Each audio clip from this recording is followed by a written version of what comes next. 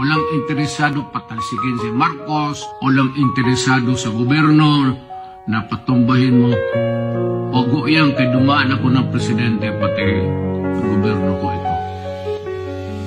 So, para just to erase doubts. But, we will ask that we will be heard from time to time so that government would know what the sentiments of the people are.